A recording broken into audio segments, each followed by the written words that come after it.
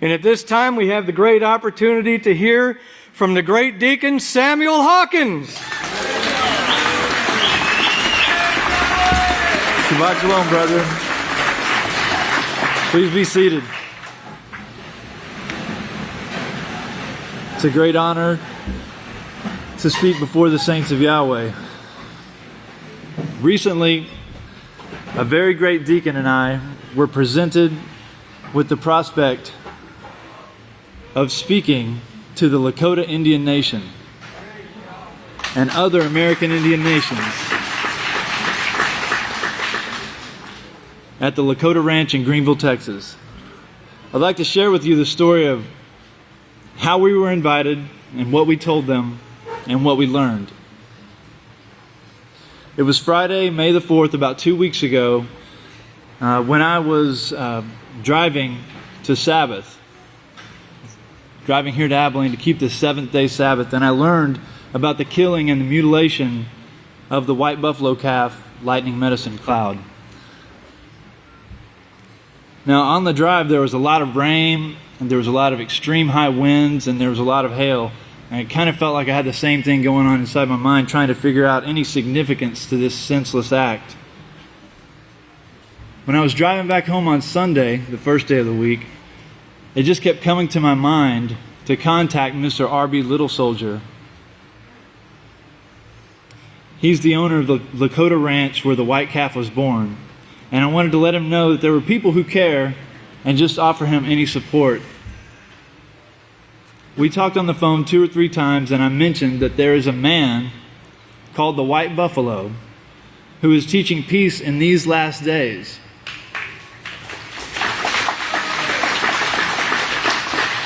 I encouraged Darby to refrain from retaliation or holding a grudge against those who committed this senseless act, this act of cruelty, because they're only a product of this insane system that we're all forced to live under today.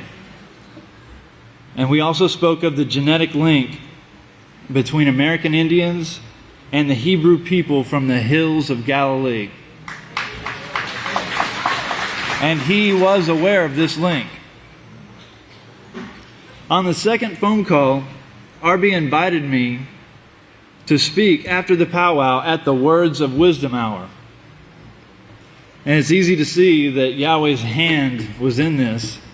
I was just calling to say that I had care and concern for him and his tribe. And these were 2 very short phone calls. He and I were essentially strangers, but we quickly became connected because we're both very interested in peace. Peace in our lives, peace within our families, peace in the cities, and peace in the nations. Now, before I read a portion of our address to the Lakota people and the gathered American Indian nations, I need to remind you of the prophecy of the white buffalo calf woman. The story goes that during a great famine 2,000 years ago, the Lakota chief sent out 2 scouts to hunt for food. And in their search, they saw a white buffalo in the distance. This white buffalo quickly turned into a woman. It says that she was clothed in a brilliant white buckskin dress and carrying a bundle. As they approached, one of them had sinful thoughts. And he put out his hand to touch her and was instantly devoured in a cloud descending on him, leaving only a pile of bones. And please reference Revelation 11:5 for your notes. It's a very, very similar passage. The other one had right thoughts and asked her, "What do you want me to do?" She told them to return and call the council together and prepare a feast for her arrival. When she arrived, she taught them many sacred things and brought them the bundle containing the peace pipe, the holiest of all their worship symbols. Upon leaving, she promised to return one day to restore peace to the earth after the sign of a sacred white buffalo was born. Okay. As part of our address and invitation to the Lakota people and the assembled tribes, we said this: the house of Yahweh has always been symbolized as a woman clothed in white garments.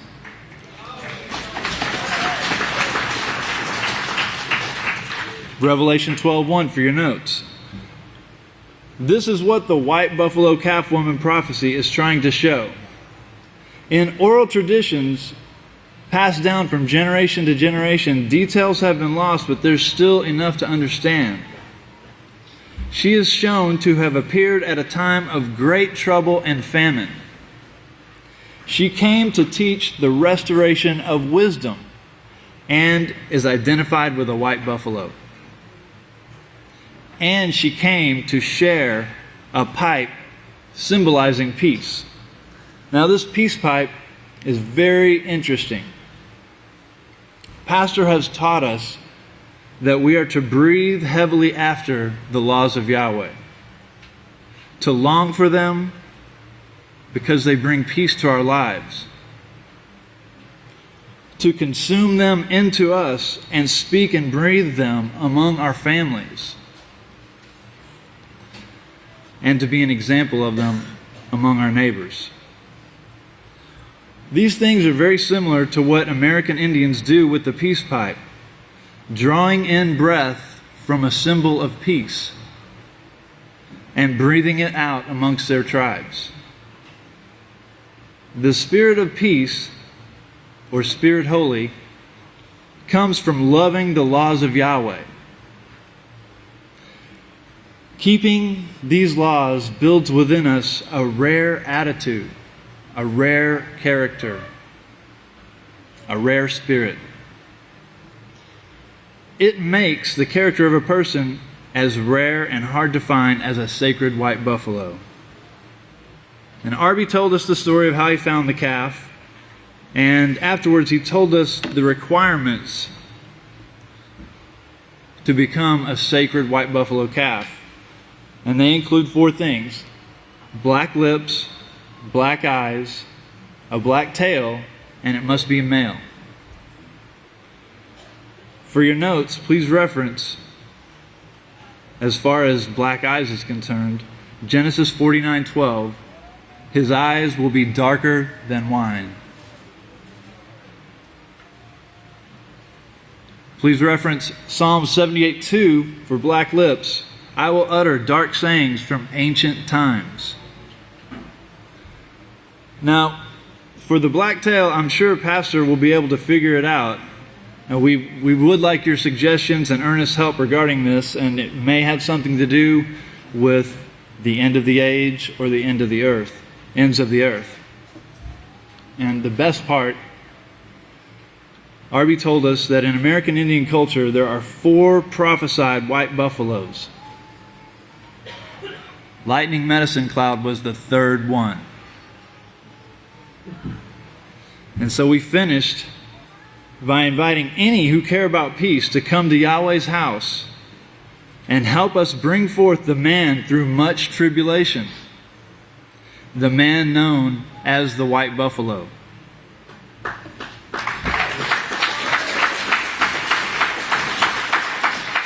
We have a short video clip, if it's ready.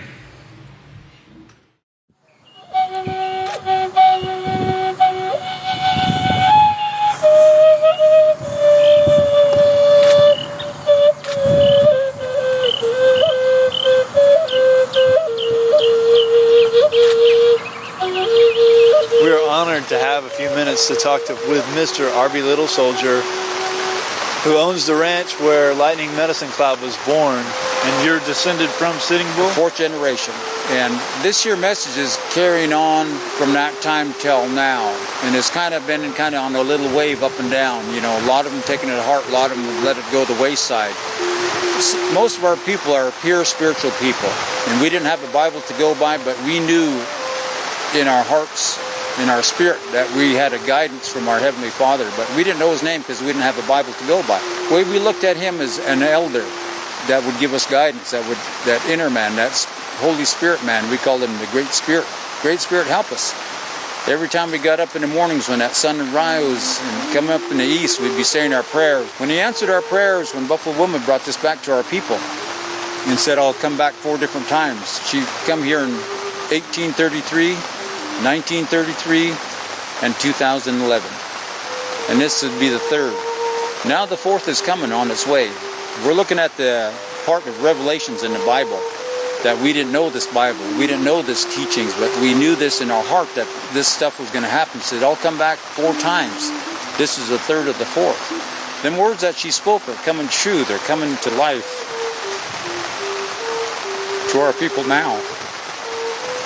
And what they did to this calf by trying to think they're going to stop this legacy, this spiritualness that was going to stop here at this ranch, that they were going to cut me off. This word goes on that I speak. My young warriors that are looking at us right now and saying, where's he headed? Where is he going? Is he going to fall or is he going to speak up? Is he going to back off or is he going to step forward?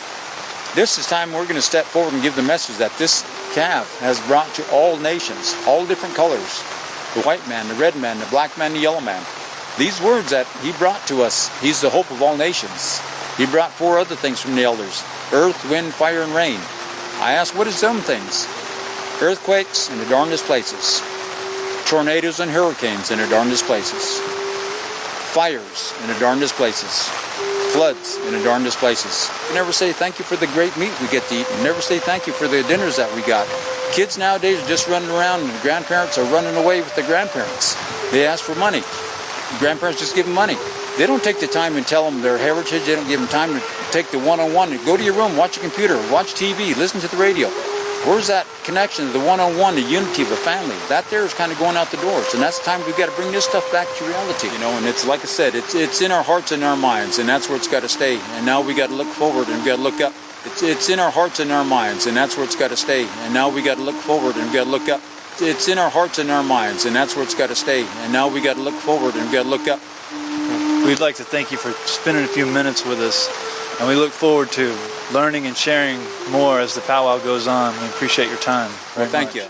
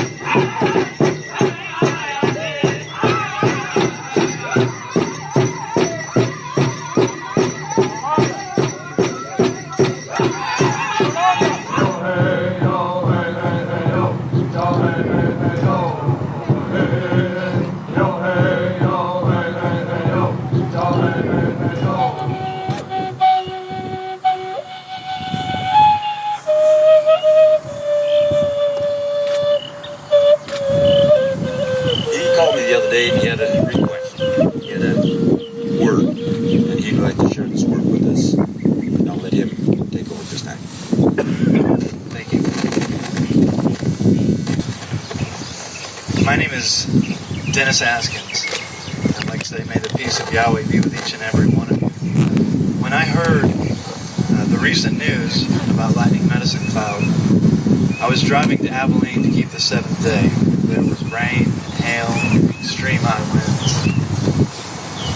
I had the same thing going on in my mind, trying to figure out what this means. It just kept coming to my mind to contact Mr. Little Soldier and let him know that there are people who care and offer him support. When we did talk, I told him about a man called the White Buffalo, and he invited me to spend some time at this gathering. The prophecy of the White Buffalo Calf woman is coming to pass right now. We have never been in a place in history like these times. Wherever we look, there is defilement of land, water, air, plant, and animal. And there is defilement of people in body and spirit. There is almost nothing that is perfectly fit to eat or drink at this time. The House of Yahweh has always been symbolized as a woman clothed in white garment. And this is what the prophecy of the White Buffalo Calf woman is trying to show us. In oral traditions passed down through generations, many details have been lost, but there is still enough to understand. She is shown to have come at a time of great trouble and famine. She came to teach the restoration of wisdom and abundant living, and is identified with a white buffalo. She came to share a pipe of peace. Brethren, there is a man called the White Buffalo, and he is sent to restore Yahweh's perfect system through teaching the way to peace. He lives and breathes according to the laws of peace. The House of Yahweh is the White Buffalo Calf woman, and the White Buffalo, symbolized in lightning medicine cloud, is the leader and chief teacher.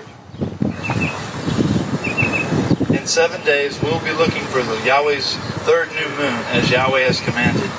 Each new moon is a celebration, and we invite any who can come to keep this law at Yahweh's house with us.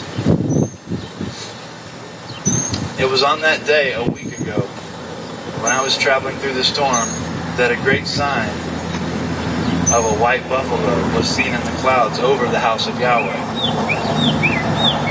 Yisrayl Hawkins, known as the White Buffalo, foretold in prophecies, is the one sent, and he is ready, willing, and able to teach Yahweh's way.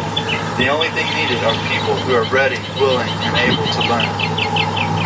May Yahweh bless your understanding. Hi, we're here again with Mr. R.B. Little Soldier of the Lakota Ranch in Greenville, Texas. Mr. Little Soldier, we'd like to present you with the Book of Yahweh, all 66 books of the inspired Holy Scriptures, and this is considered by many to be the very best translation of the original that you can get on the market today. Thank you. I hope that you enjoy it. Medicine Cloud and the Lakota Ranch and Little Soldier family, we are honored to receive this book, and we will read this so we have more knowledge than what we have right now. We're honored. Thank you all. The gentleman that we spoke about, known as the Great White Buffalo, has a volume of recorded sermons that we use as the application of the laws in our lives, the laws that we know that so many of the Lakota actually keep. We'd like to present you with the 11th book of Yisrayl, Volume 1 and a Volume 2, and we hope that you'll enjoy those and use them wisely. We're honored. Thank you so much for this extra knowledge that we didn't have. We now I see history written and the scriptures written. We'll know more about where we're headed. Thank you for the vision. Thank you for the great gift. Thank you. Praise Yahweh. How many of these you get? You need a few more of those? I think I got some more. A couple more of the White Buffalo brochures. These you get? You need a few more of those? I think I got some more. A couple more of the White Buffalo brochures. These you get?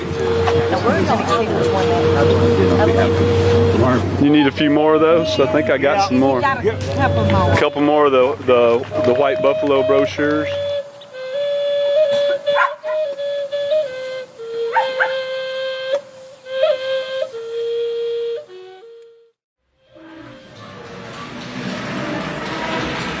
Brethren, May Yahweh bless your understanding. I'd like to introduce the great deacon, David K. Hawkins.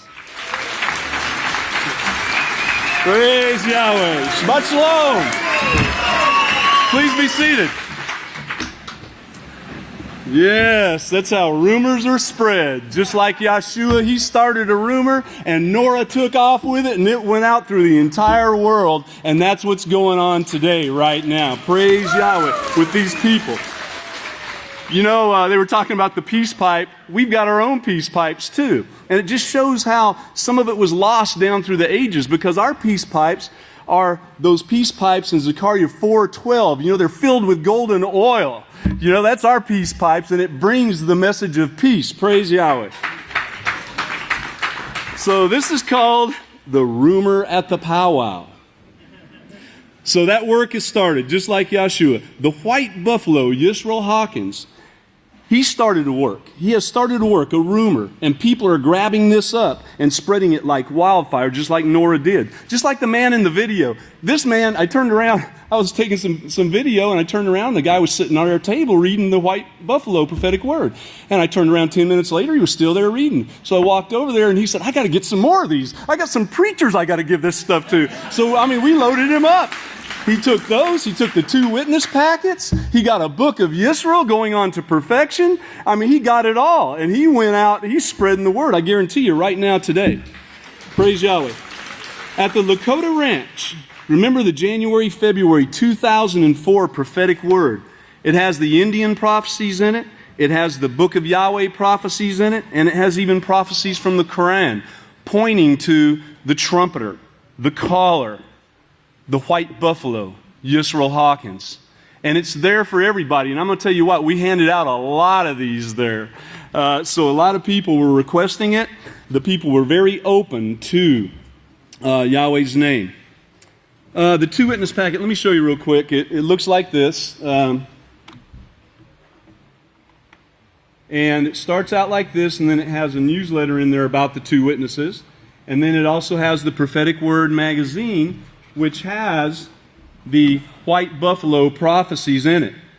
I think we gave out over 250 of these packets there. People were asking for it, especially after the address to the tribal council on Monday. People were asking for this information. They wanted more. They didn't turn against it. They wanted to know more about the real white buffalo, or the great white buffalo. Praise Yahweh. These people were open to the name of Yahweh. Everyone we talked to, they were like, oh yeah, Yahweh. Right, Yahweh, we know that. And, you know, and these people, you know, the thing is, it's a little bit twisted, their prophecies, because they did not have the 1 cent like we have here today. They did not have the great teacher. You know, these books were shut up until the time of the end, just like Daniel 12:4 says. And so they kept this within their heart, within their DNA. And yes, you know, they lost some of it down through the ages, but look at how much of it held true. I'm going to tell you, I couldn't show all of the video, but they come out blowing shofars. It's the conch shell is what it is, but you know, several of them in unison. Wah, you know, they're lighting the incense. You could hear the drums. It was like the beating of the staffs, you know. I mean, the similarities that these people have and the laws of Yahweh that they keep, some of the cleanliness laws, the clean food laws, I mean, it is amazing. These are the Galilean people that escaped, and they kept these prophecies the best they could to this day. Praise Yahweh. I heard a lot of that there too. Yahweh has rewarded their efforts in these last days, and they get to see and experience these prophecies. They get to see it in full living color right before their very eyes taking place. It is amazing. You know, Pastor told us recently that Yahweh's making some big moves, right? And I'm going to tell you what, if you haven't seen it yet, I mean, it's amazing. In fact, I think this is my own thought here on this, is that this Feast of Weeks, it's called that because it's several weeks of extreme work leading up to Pentecost. And then that count of the Omer is like every day you better be busy counting that Omer for each one of those weeks to be filled with work, is what I'm thinking it is. So, you know, we got to get ready. We got to be prepared. You know, all these 2 witness packets that went out. You know, over 500 Pentecost invitations went out to these people. They were asking for these invitations. I'm telling you, I expect to see some of them here. I expect some of them are watching this today. So this message is going out to these Lakota people, to all the tribes. You know, that was a tribal council when that address was given. There were many tribes there: Cherokee, Lakota, Choctaw. There were others too. I can't name them all. You know what they're saying? Turn to Isaiah 2:2, please, for just a minute. Isaiah 2:2 on page... I'll let you know in just a minute. I'm sure you already have it marked. Isaiah 2:2 and verse 3 and 4 on page 531 in the book of Yahweh. And many people will go and say, "Come, let us go up to the mountain of Yahweh, to the house of the father of Jacob, and he will teach us of his ways, and we will walk in his paths. For the law of Yahweh will depart from Zion, and the word of Yahweh will depart from Jerusalem," which, of course, it's here in these last days. "He will judge among the nations and will rebuke many people. They will beat their swords into plowshares and their spears into pruning hooks. Nation will not lift up sword against nation, neither will they learn war anymore." Now that is a message of peace. And I'm going to tell you, these people, they were so respectful. In all the 1,000 or 1,500 or so people that walked through the gates during those 3 days, I never saw one argument. I never saw one misunderstanding, raised voices, pushing, shoving. I never saw any of that. These people are very respectful of one another, and they're saying, "Let's go up to the house of Yahweh." And this week, a man from Burma called me. He told me the same thing. He said, his exact words are, "I want to learn all the laws and how to properly worship my Father Yahweh. And that's why I come to the house of Yahweh." And he's going to be here for Pentecost. They're coming now. And for those of you that are watching, you know what? It's time. We've been saying this for a long time now. It's time. It is time. We're ready for you. We're ready for you to come here to the house of Yahweh and learn. Praise Yahweh. This Feast of Weeks is next week. And, you know, it's coming so close. I mean, it's going to be here before you know it. You know, every day is going by so fast. So I want to say to all the people out there, please come and help. Come on to this place of safety, this house of protection, this house of learning. And like Nora, you can spread this message. You can help. You can get it out there, and you can go full blast with it. Just real briefly, in the prophecy of the white buffalo, I'm going to read it to you. It says, "There have been many apparitions seen in the last few years foretelling of the destruction that's coming, but none is as enlightening and so much agreement with the prophets of Yahweh as the apparition of the white buffalo." And on the next page it says the prophecy of the white buffalo, and it talks about the prophecy originating with the Lakota people about 2,000 years ago with the apparition of the white buffalo calf woman. And then the Hopi, like several Mesoamerican peoples, had a myth about a lost white brother, Pahana, whose return would usher in a period of peace and reconciliation. The Hopis believed that the true white brother would come and find that all have forsaken the sacred instructions, which they have they not? And that he would possess the missing piece of the stone tablet, which Yisrayl Hawkins, the great white buffalo, does. Right?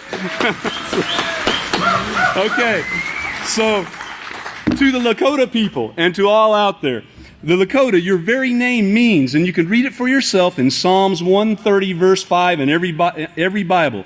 It means we are waiting for Yahweh. Well, guess what? Your wait is over. The light is shining upon you, and now you can come and take hold of this light and be part of this great work and come out of her, my people, just like it says in Revelation. And okay, one last thing on Lakota. The Native American name Lakota is the name of a sub-tribe that is part of the Sioux tribe of the Native Americans. The name Lakota can actually be traced back to the Semitic Hebrew language spoken by the forefathers of the Sioux tribe of the Native Americans.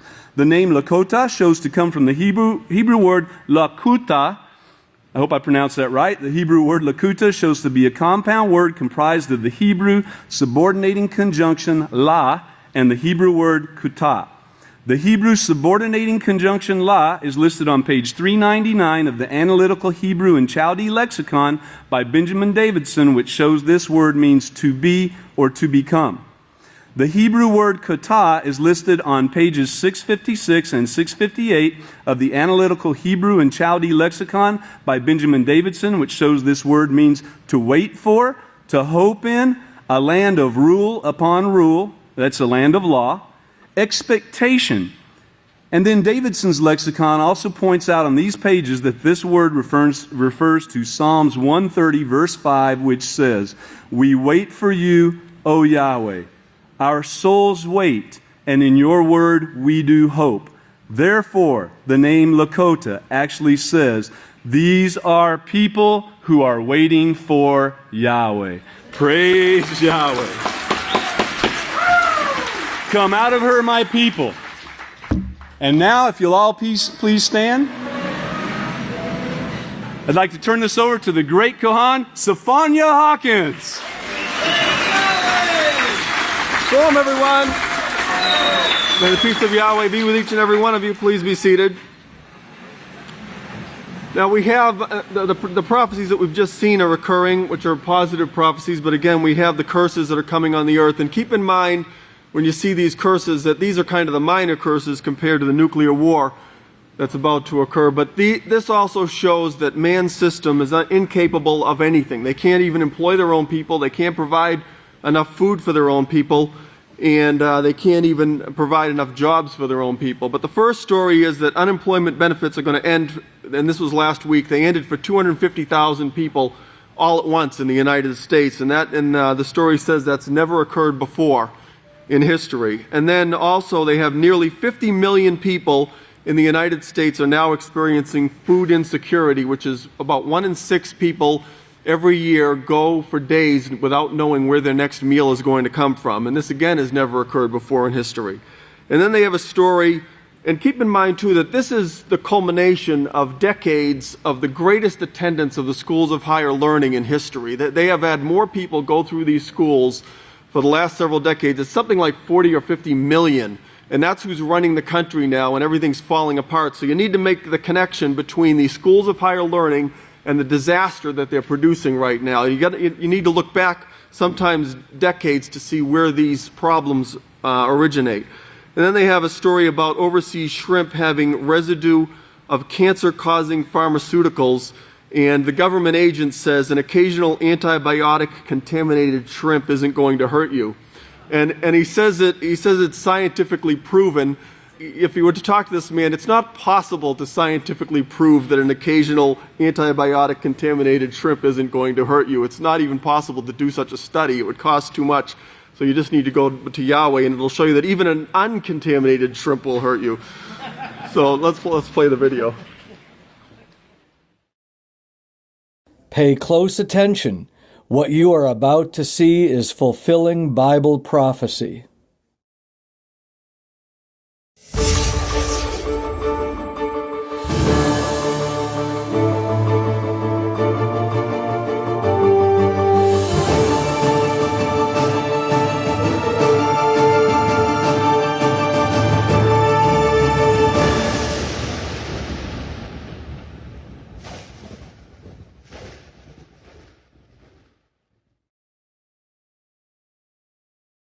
Welcome to YPN News, bringing you news that relates to Bible prophecy and foretold by Yisrayl Hawkins.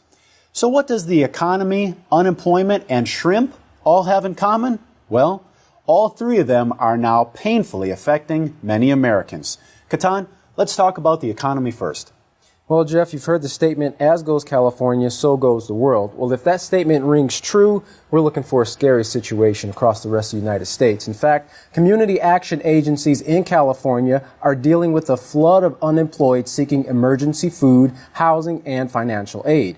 Due to the federal government's cuts, 93,000 unemployed Californians, have lost extended unemployment benefits. In most California counties, the unemployment rate is 11%, and in some counties, it's a staggering 20%. Merced County is one such place where empty factories and buildings line the streets of a once bustling town, and its citizens are anxiously waiting for the jobs to return. Now, many families are turning to the Community Action Agency for help, but they too are running out of resources. Forecasters are predicting modest job growth in California as the economy is expected to improve, but until that occurs, many families are left to wait. They don't have any other options. So what is that high unemployment in America leading to? Well, it's leading to another high number that no one wants to see, and that's the number of hungry. Nearly 50 million Americans now experience what the government calls food insecurity. Food insecurity basically means not knowing when you'll find your next meal, and that uncertainty now affects 1 in 6 Americans. According to the federal government, some point during the year, nearly 15% of American households are unable to provide adequate nutritious meals. Vicky Escara runs Feeding America, a network of 200 food banks that supplied 37 million Americans last year. She stated in a CBS interview, "The need has never been so great. There is hunger in every county across the United States." And Jeff, there are over 3,000 counties in the United States right now. Wow.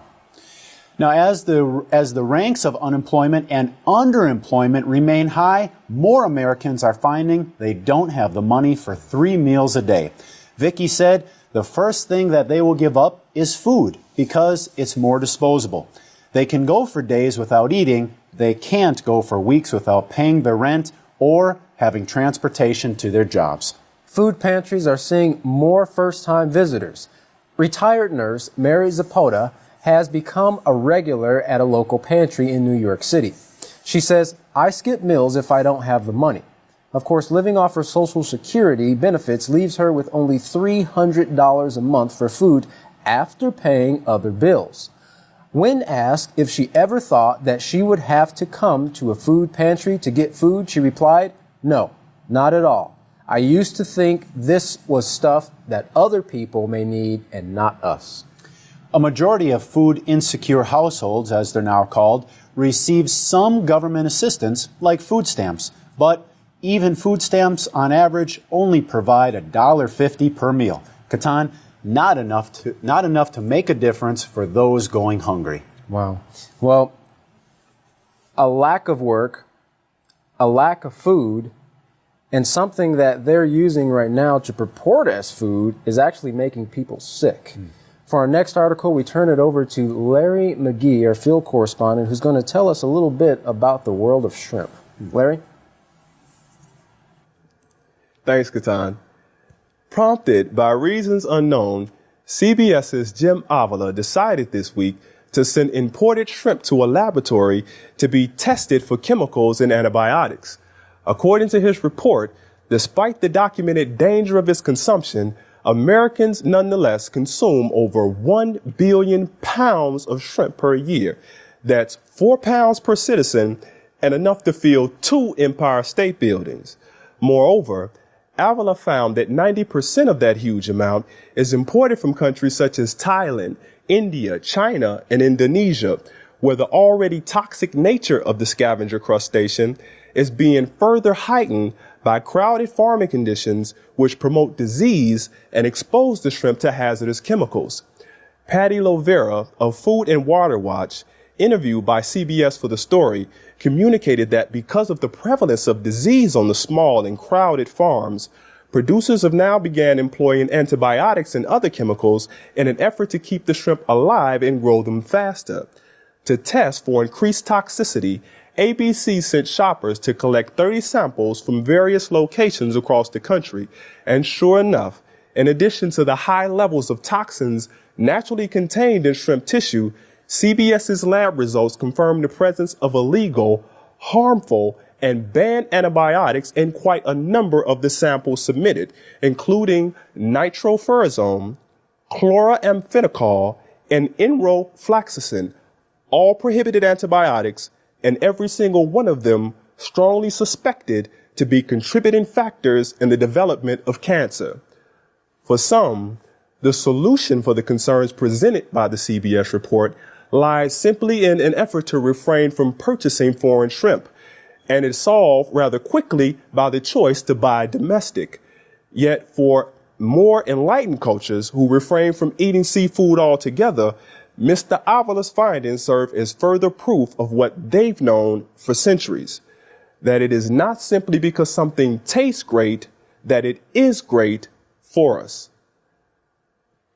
For YPN News, I'm Larry McGee. Katan Jeff, back to you.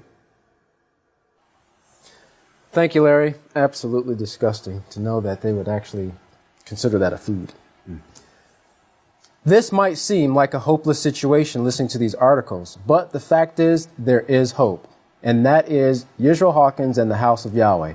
Stay tuned as he brings you Bible prophecies as found in the Holy Scriptures. For all of us here at YPN News, I'm Katan Alexander. And I'm Jeffrey Heimerman. Thank you for joining us.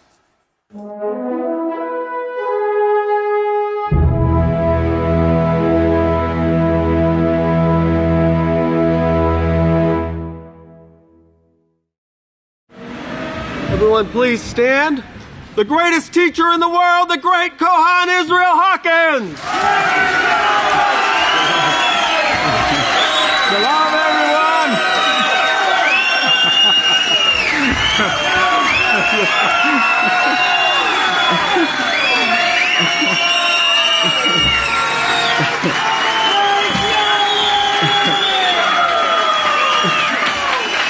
You may be seated. Hey, wait a minute. One more time. Come on.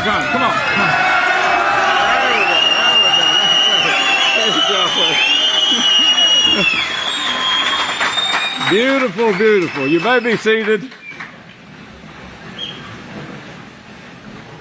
We're going to have to learn that Indian stomp dance. They said that's what I do up here, but when I'm waiting to speak. Let's see, is that what I want? Oh, yeah. If you want to write this down, may the peace of Yahweh be with each and every one of you. If you want to write this down, white, W-H-I-T-E, Buffalo, B-U-F-F-A-L-O, prophecy.com. That's ours. That's our domain. We bought it. Now, the gossip is spreading through this, and so if you want to become a part of it, you computer buffs will go on there, and people are watching it, and tell them you want to be a part of this, and they'll get you hooked up. Beautiful. I don't want to get your minds on it totally, but I see Revelation 7 there being starting to be fulfilled, and Yahweh talks about that being a short work, and talks about the tribes coming from. I've often wondered, where in the world are they going to? Is this coming from? And now I'm getting a glimpse of it. Beautiful, isn't it? You think about it, the unbelievers, they want to do away with the name and the laws of peace. They want it's a nation of war, nations of war, and all the unbelievers want to do away with Yahweh's name and Yahweh's laws of peace. That's what Yahweh's laws are. They're laws of peace. Now, hidden in Oklahoma, in America, these guys, their forefathers, they didn't know this, but their their forefathers, our forefathers, they fled for their lives from people who hated Yahweh's name and His laws. And here they are living in America, sheltered here, using the name that they didn't even know, what a precious jewel this was. And now we're here to tell them.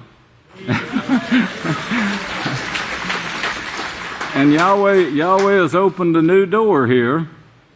He's opened some others too. I don't want to tell you about this because Satan would probably get her foot in if I did. But there's some more doors being opened in the municipal fields of the world with judges and lawyers and so forth. Wouldn't that be a blessing if we could get this thing turned around before it's blown apart?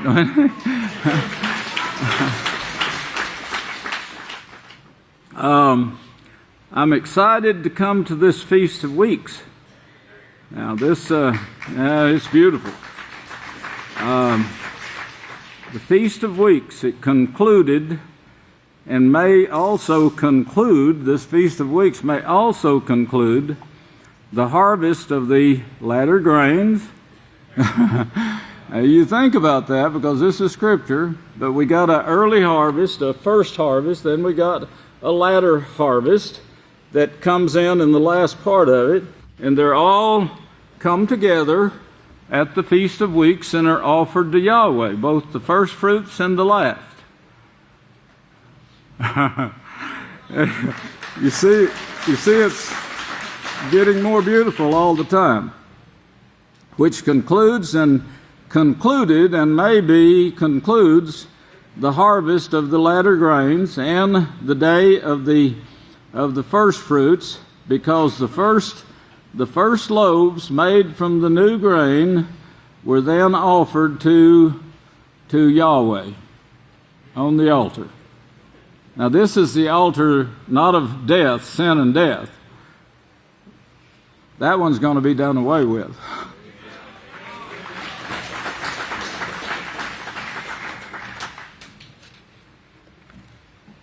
If you go to Daniel 12 again, and we see it shows our time period, and it shows the knowledge and wisdom sealed up, of course, and man is held in darkness, so to speak, for about 2,000 years.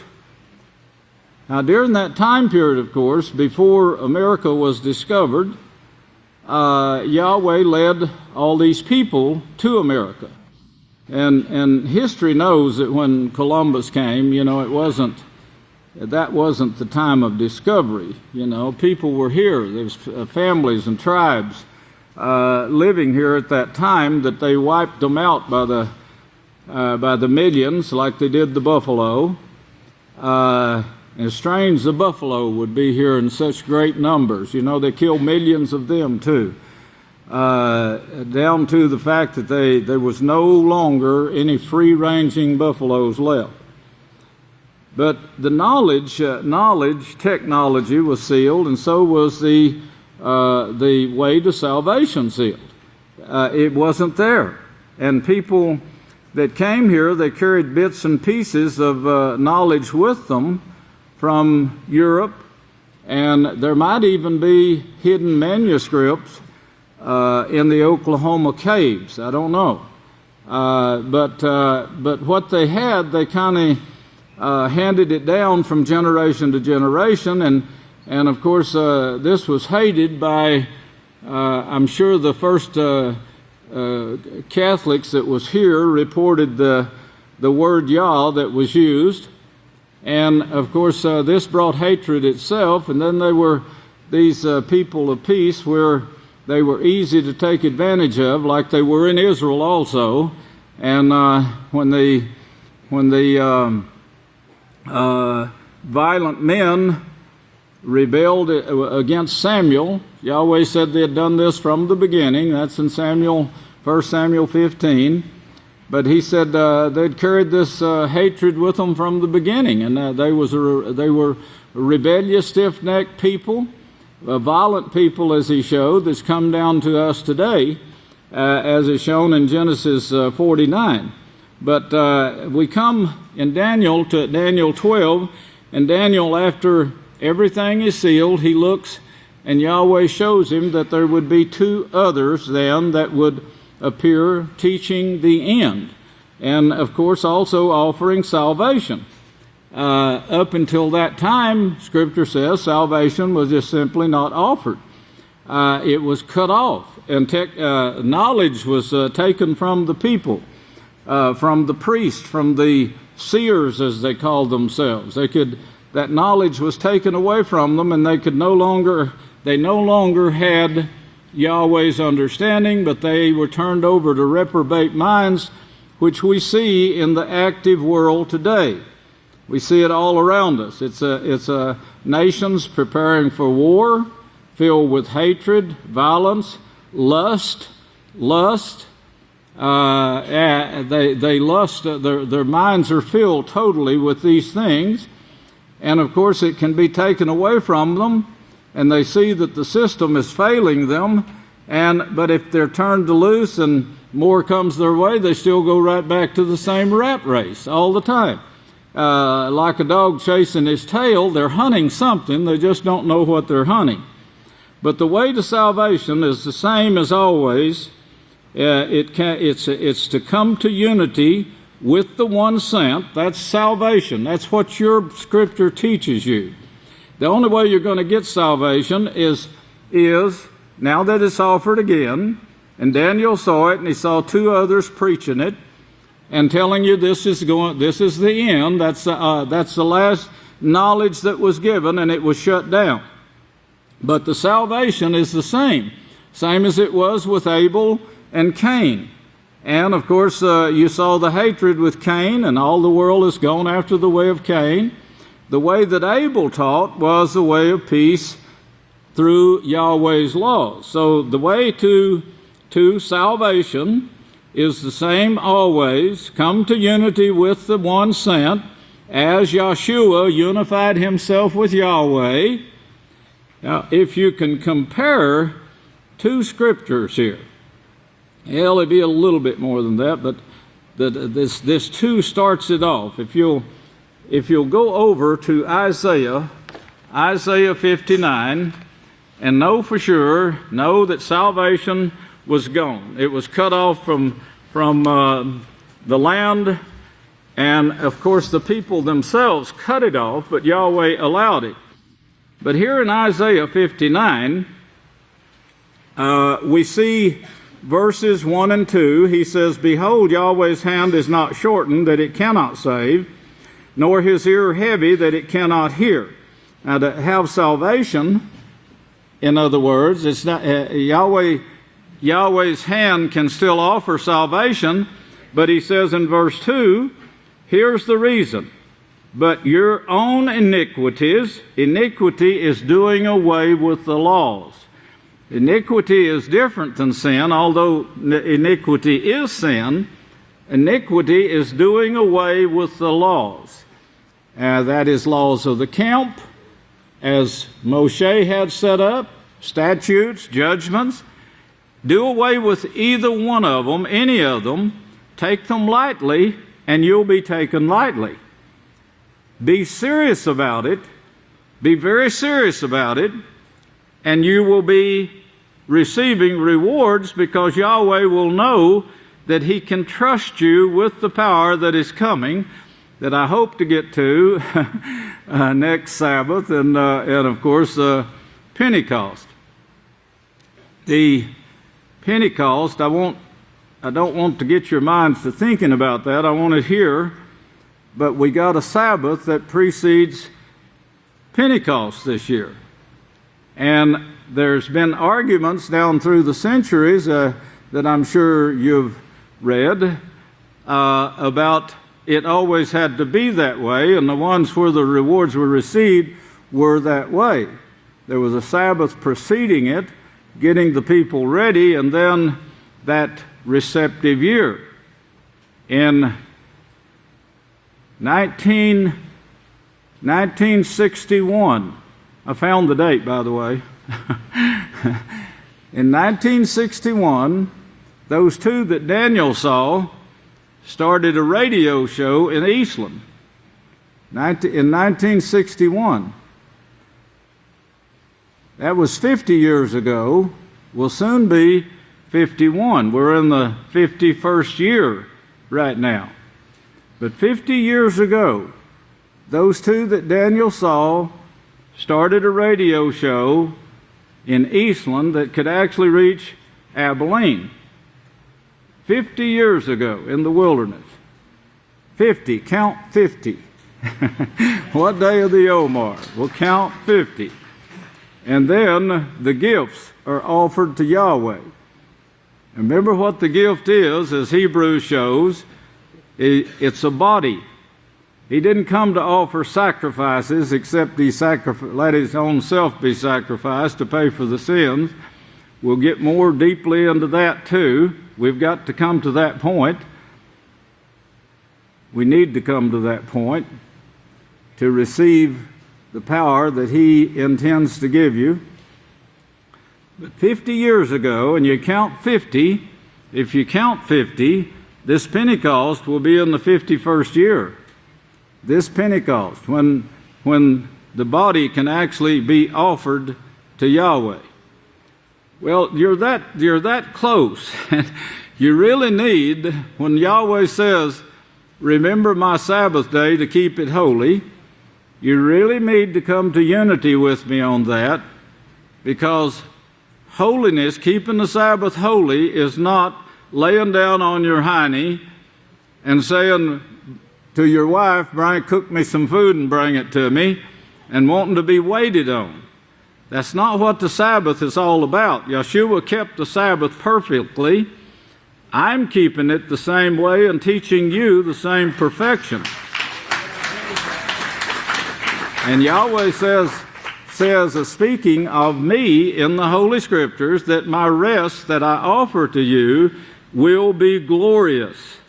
It will bring you much glory if you'll get in unity with me on the Sabbath, every Sabbath. Don't be late. You be late. You know, it makes me think of the parable that Yeshua gave when he was talking about the man that gave a wedding feast and sent out invitations and nobody came. So he sent some more invitations and sent some runners, and at last he sent his son.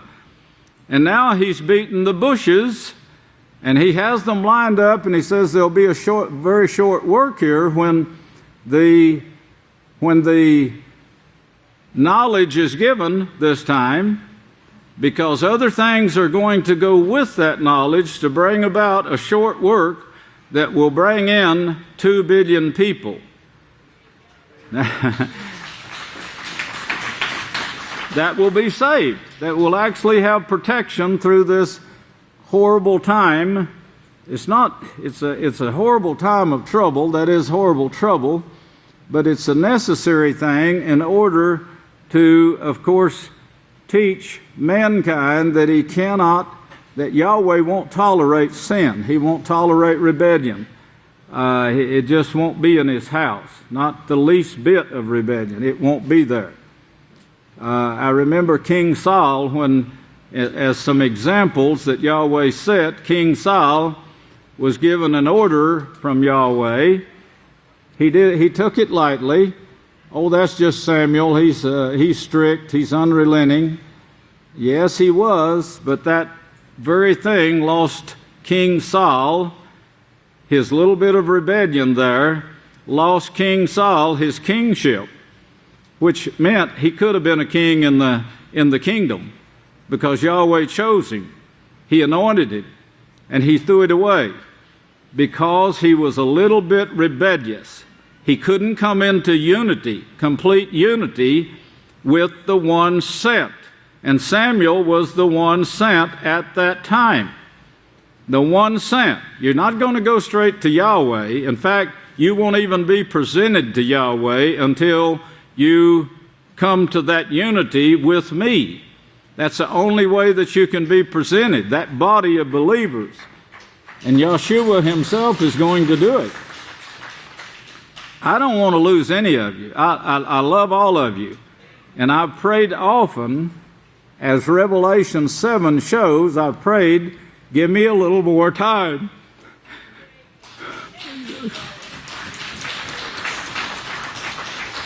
Well, here we see that you're shut off. You're shut off, and there's only one way to stop it. Now, if you look on over to verse 20, and this is how the world stands today, and the knowledge shut off, as Daniel showed, sealed up where it couldn't even be preached. It was taken away. A prophecy came to pass. Taken away. The name wasn't used. They had part of it, like the Indians that you just saw, using part of it, and they have parts of those laws in their hearts and minds. They don't have the complete thing. They're not yet of the house, but Yahweh willing. But here now, he says, so they will reverence me, they will reverence the name of Yahweh from the west. Now this should bring other prophecies to your mind. One is, of course, think now, Revelation 7, the Malachim, the messenger, my brother, Jacob, coming from the east where he had stayed 7 years, offering this to the land of Israel, and was finally threatened, his life threatened, and he left and came back here, as prophecy said he would, came to me, and we established the house of Yahweh on what we now call the homestead, just a mile or so down the road, west. Speaking of white buffaloes, a picture was taken from the butter house. I forgot the date, but it was 27 days before the white buffalo was killed. But a picture was taken from the butter house over the sanctuary, I believe. And they took a picture of a dragon. And it looked just like a dragon that you would see in the movies. And the dragon was after what looked like a baby. Now, I think it was the same day that Kohananiah called me, and I was at the studio doing shows, and he called me, and he said he was on the way to town, and he said, there's a perfect dragon, perfect looking dragon that I'm looking at. And he said he didn't take a picture. He said he hadn't learned to work his camera yet. But he said there's a perfect looking dragon.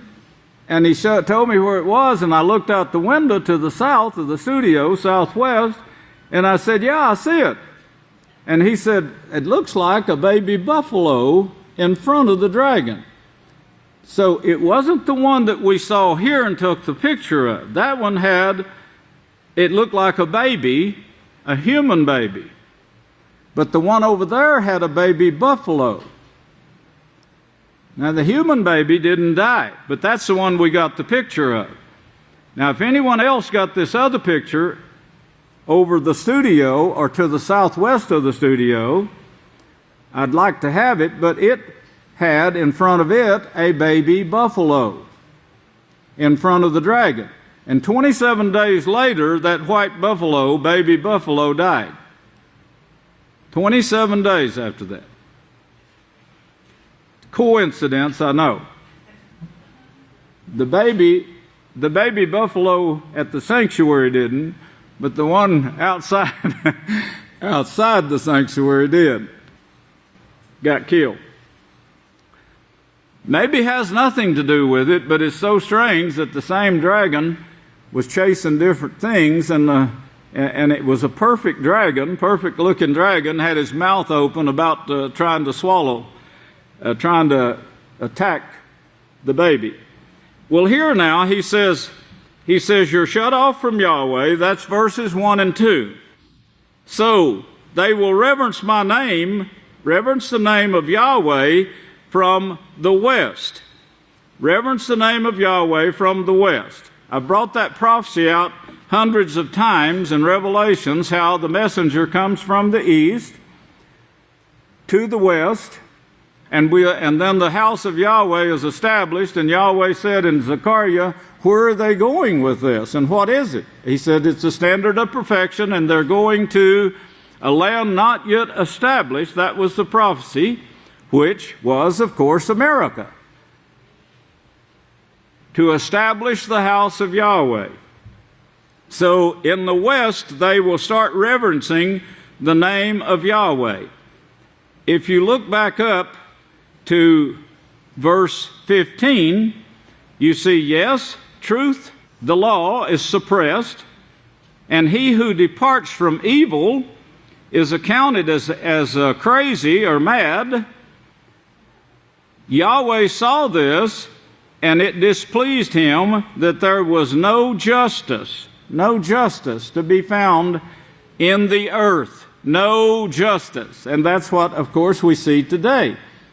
We see, scratch my back, I'll scratch yours. Don't let that occur in the house of Yahweh. Follow the rules of the house of Yahweh. Hate gifts. Don't take gifts. Why do you need a gift? There's other ways of getting things besides taking a gift. A gift sets you up for another scratch my back. You couldn't rightly turn someone down if they just set a apple tree or something in your front yard as a gift, could you? Well, you owe that person, don't you think?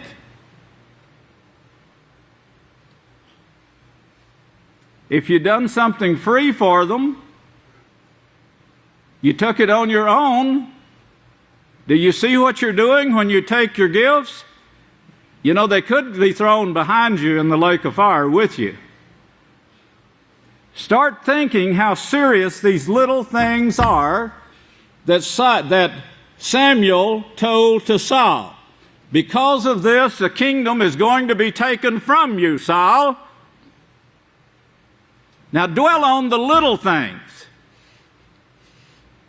We had people that left the last feast and couldn't even wait till they got to the bus station to start flirting around and lusting with one another. Why did you even come here?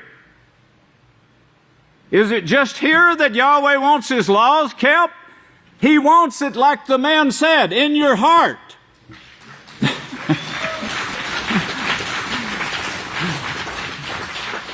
You think about what that man was saying. You know, this has been handed down from generation to generation, that it must be in the heart. The great Malachi brought forth a prophecy there, and he talked to that very thing. It would change the hearts and minds of the people. Now, if it's not in your heart, you're going to leave this building and go and turn back to your stupidity of taking gifts, passing out gifts, without permission, without a work order.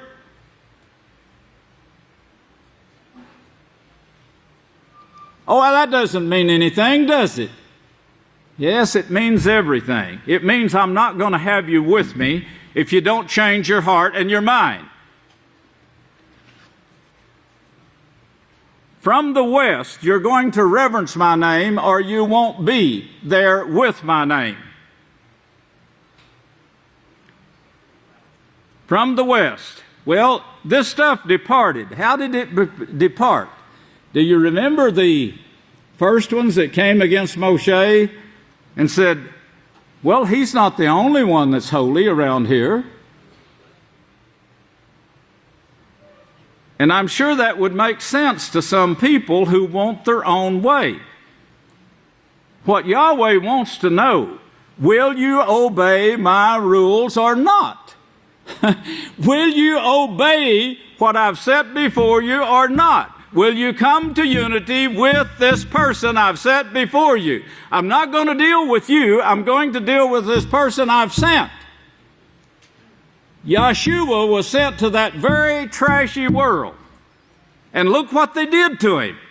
They rejected him from day one. He took 12 young men and trained them in the laws of Yahweh. And that's why the Indians are called the name Yah in Oklahoma, from their work and from the gossip that this person started, that Yahweh started, Yahshua started with this woman, this gossip of righteousness. Yes, truth is suppressed. We just put it down. Why? We made a quick, irrational decision. Not thinking, hey, is this pleasing to Yahweh? No, it's certainly not. Not if you don't follow the laws. Well, I didn't take a shovel with me and I'm hurting. I'm going to do it anyway. So I dump it out on the grounds. I'm just naming a few of these things to get you to thinking. The little things can get you burned, get you thrown in the lake of fire. Why did you come in here? How did you get in here without a holy garment? That holy garment, what are you talking about? Yeah, I'm holy. That's what they all said. We're all holy before Yahweh.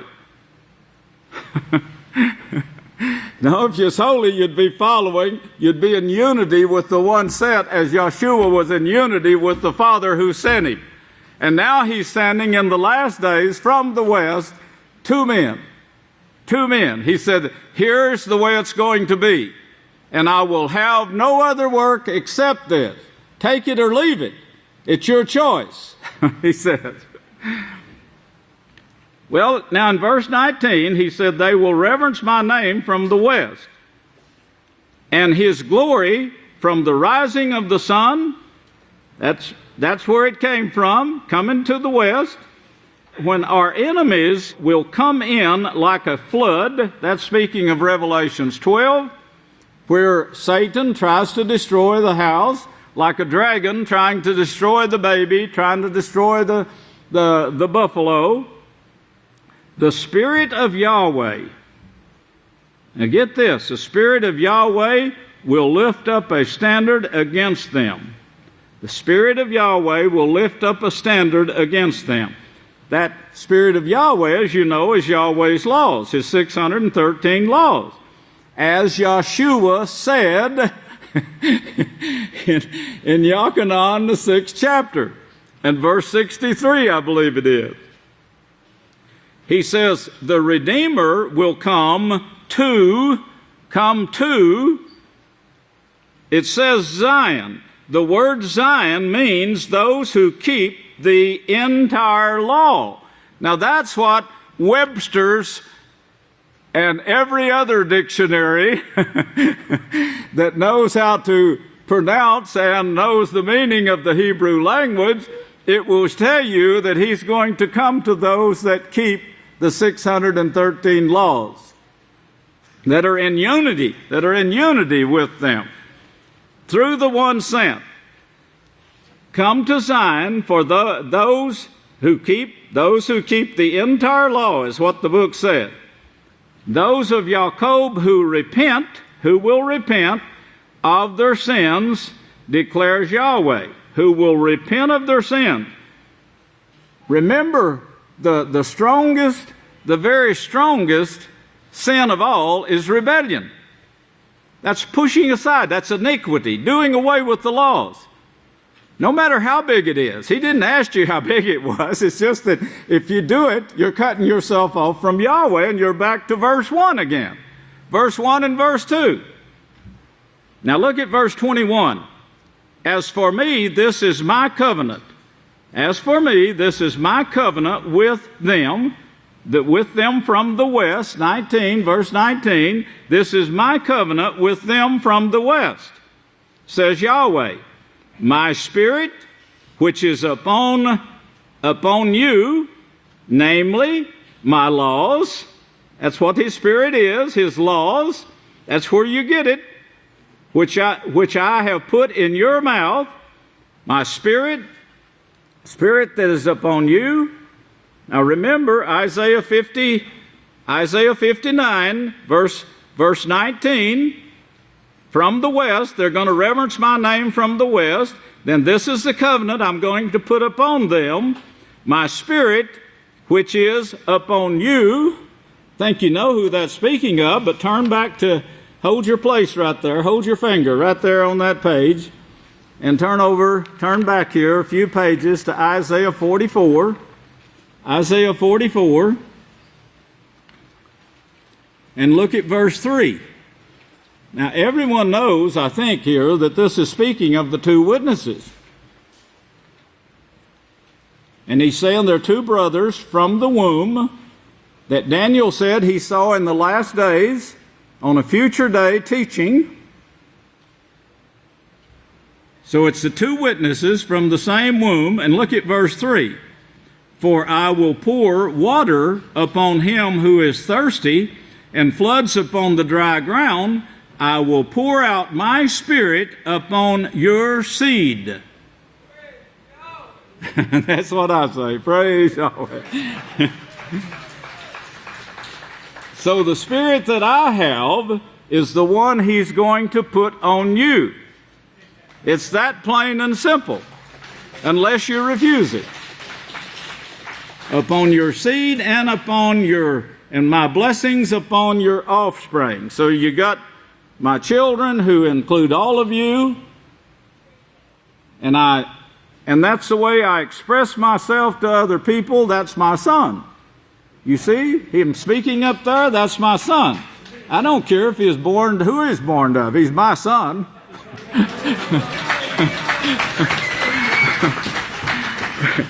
The two deacons you saw speaking today, they're my children. They're my sons. They're my great sons. Not great grandsons, but great sons. Okay, so back to Isaiah now, 59, speaking of this work in the West where they actually reverence the name of Yahweh because they have my Spirit, which is upon you, namely my laws, which I have put in your mouth. They will not depart from your mouth, nor from, you think I'm going to quit it? He tells you. No, they're not going to depart from Israel's mouth. They're going to stay there forever. And I'm going to love you forever if you make it into the kingdom with me. And I do want you to make it. And you won't make it with rebellion. Your mouth, nor from the mouth of your seed. So you see what you're doing here is building up the same spirit, the same attitude that I have, that we're going to preach this Spirit forever. It's not going to depart from my seed, which is you, nor from the mouth of your seed, says Yahweh. It won't depart. We're speaking of the last days. We're speaking of a remnant people that was actually prophesied, put on the altar. Our ancestors actually put us on the altar and never did know what they were doing at the time when they placed those first fruits and latter fruits on the altar. That first fruits was not us. We are the last that will be first. First to receive this great blessing. From this time and forevermore. This is a forever thing. It will never be taken from you, brethren, if you will set your mind to receive this. That's a beautiful thing to me. In Yochanan 6 and verse 63, Yeshua showed the Spirit to be the laws. In Yochanan 6 also, let's turn there and look at verse 29. Well, look at 63 first and read it for yourself. You should memorize it. Keep it in your mind and heart. This is the Savior's words. Yochanan 6 and verse 63. It is the Spirit that gives life. It's the Spirit that gives life. Well, what is the Spirit? Of course, that's that gassy God floating around in heaven. He's the one, right? He's the one that came and committed adultery with their queen and brought forth Jesus Christ. Yes, this is the stupid attitudes that you get from the world. What the truth is right here, the law. Mary, the mother of Yeshua, is dead, and we will resurrect her.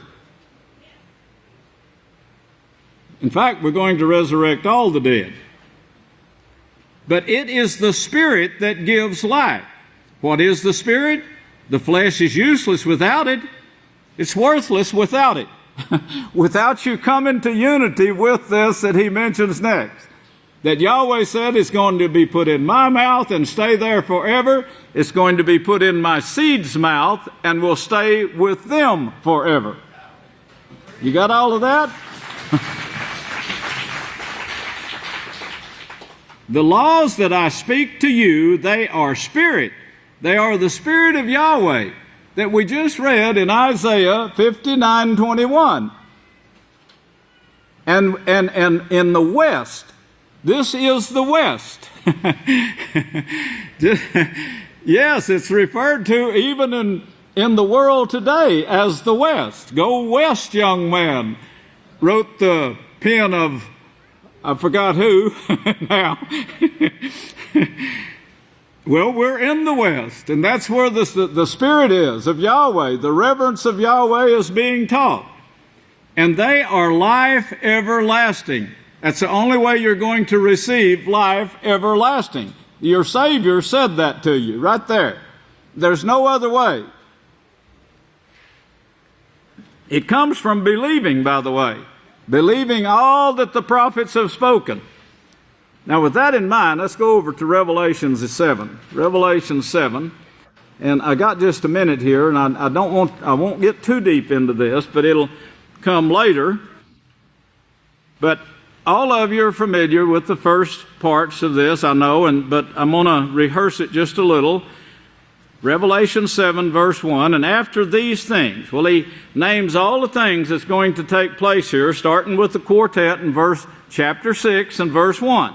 The quartet wasn't even invented till 2002, but is named in Scripture as causing all the hell that we're seeing take place right now and is going to get worse.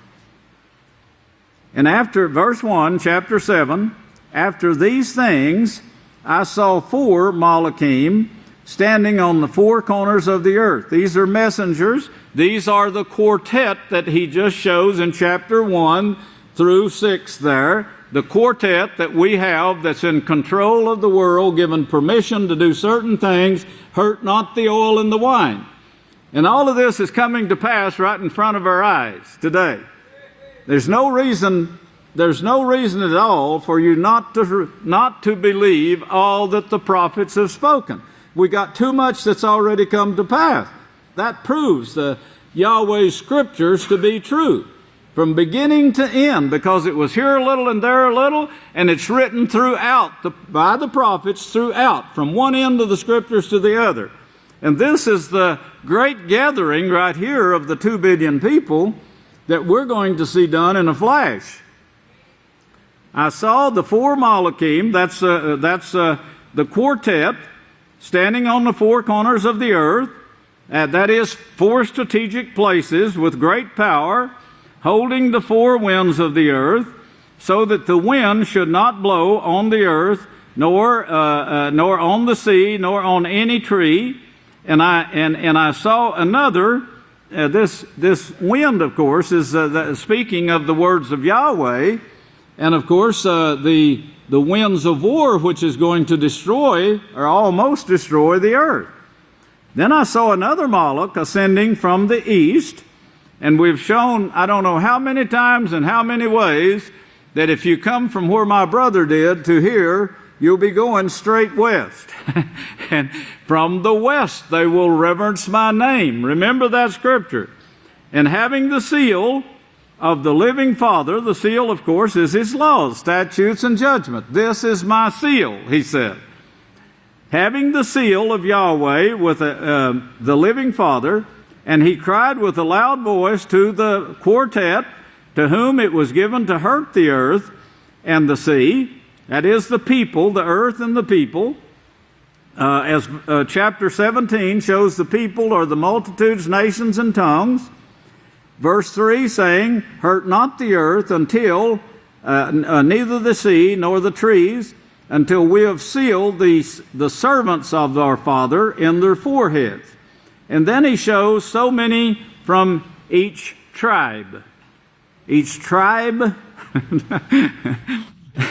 it kind of does make sense when you put it that way now with what is going on with the house of Yahweh right now. Each tribe.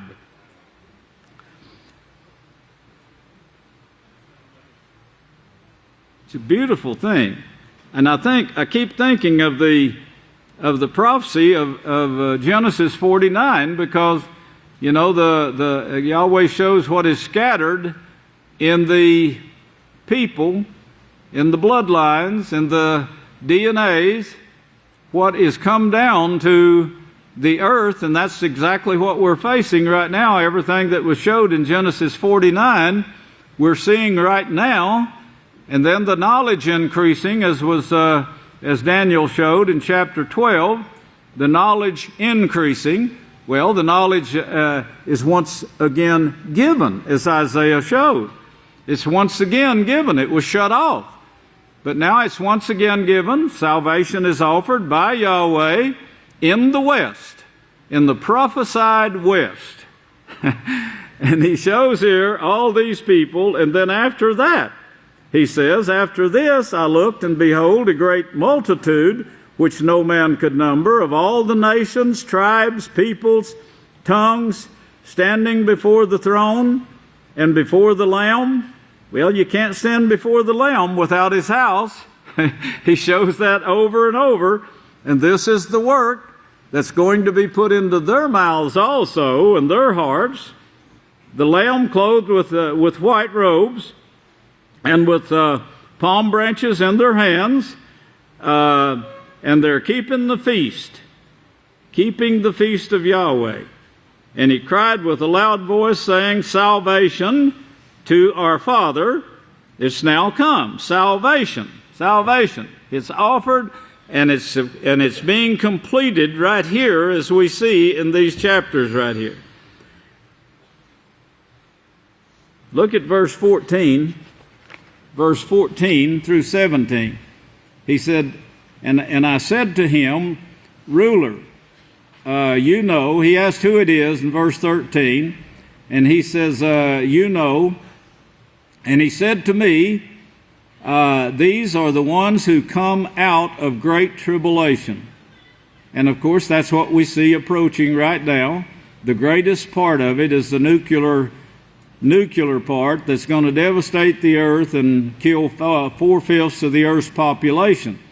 But 2 billion people we're seeing right here is going to be saved, going to be protected through this thing and remain alive. And from those 2 billion people, we're going to rebuild the earth, and we'll put it back in peace this time, and they won't learn war anymore.